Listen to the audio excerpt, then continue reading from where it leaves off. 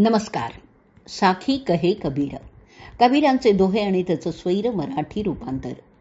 हे रूपांतर केलेलं आहे सौ मनीषाताई अभ्यंकर यांनी. आपलं प्रकरण चाललंय 61व, गुरुसी सहे राकव अंग. दोहे आज आपण घेणार आहोत 53 ते 56. प्रथम आपण 53वा दोहा ऐकूयात.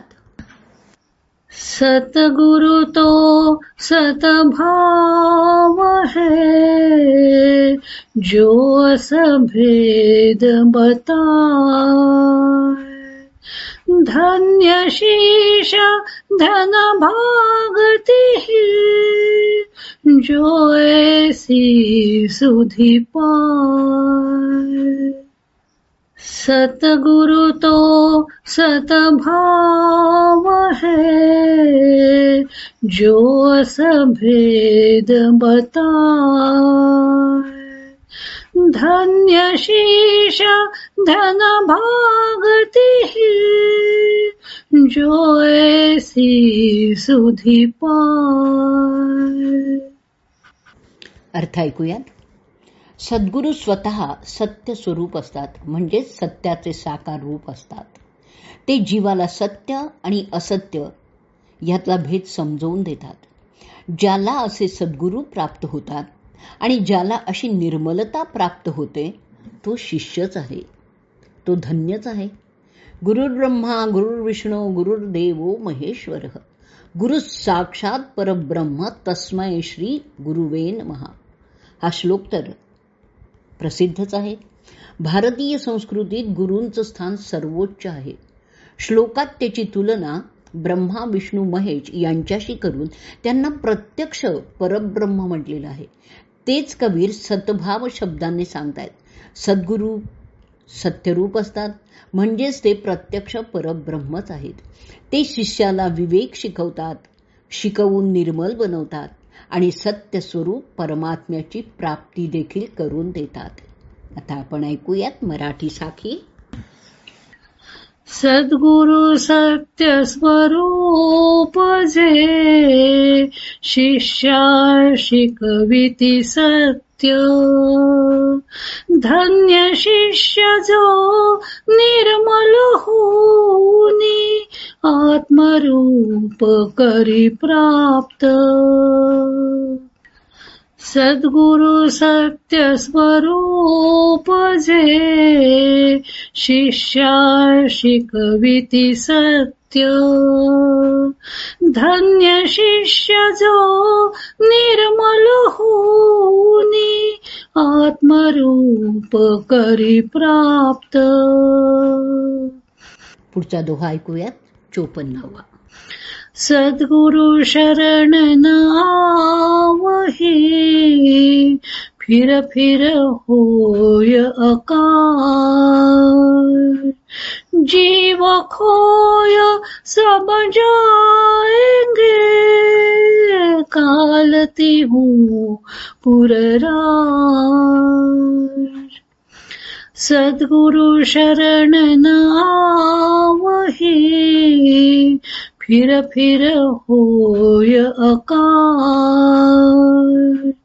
जीव खोय सब जाएंगे, काल तिहु पुरराज. अकाज म्हणजे अकल्याण. अर्थ ऐकूया दोह्याचा. सद्गुरूंना शरण गेलं नाही तर मग अकल्याणच होतं. जीव सर्व काही गमावूनच बसतो आणि मग त्याच्या देहावर काळाची सत्ता चालते. कबीर फिर फिर कोई अकाज असं म्हणतायत. यातून त्यांना जीव पुन्हा पुन्हा जन्ममृत्यूच्या चक्रात अडकतो असं सांगायचंय. सद्गुरूंना शरण गेलं नाही तर जीव मोहमयी अशा मायेत फसतो.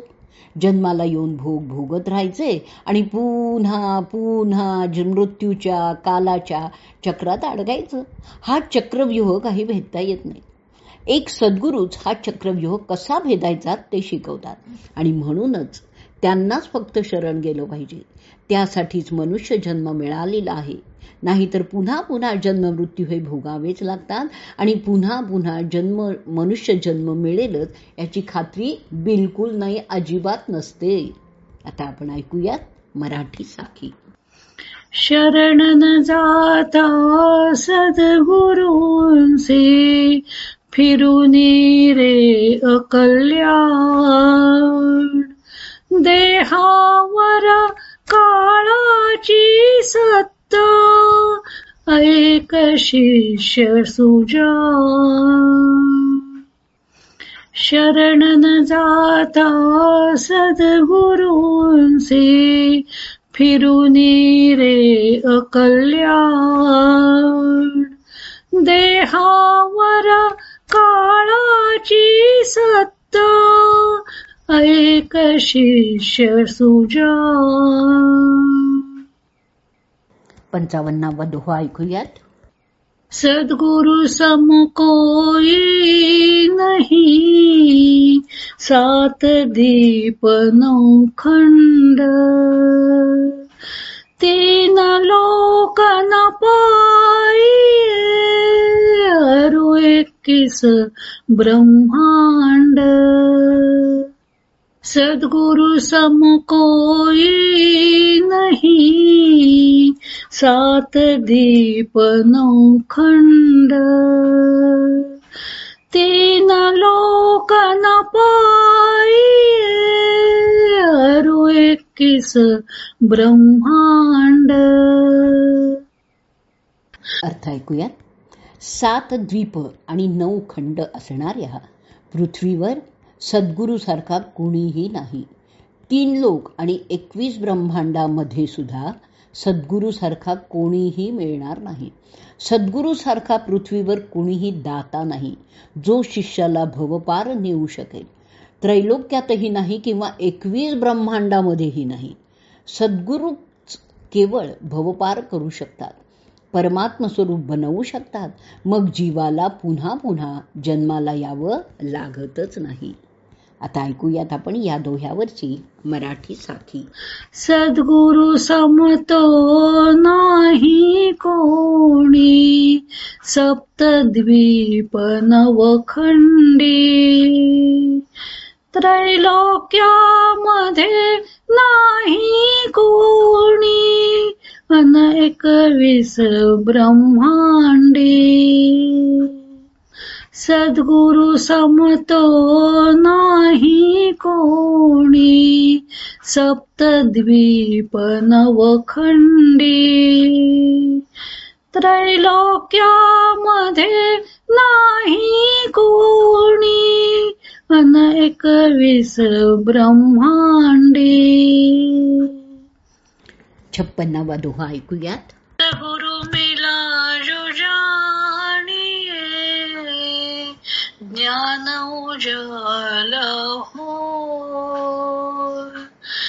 भ्रम का भांड तोड़ी करी, रहे निराला हो. अर्थ ऐकूयात.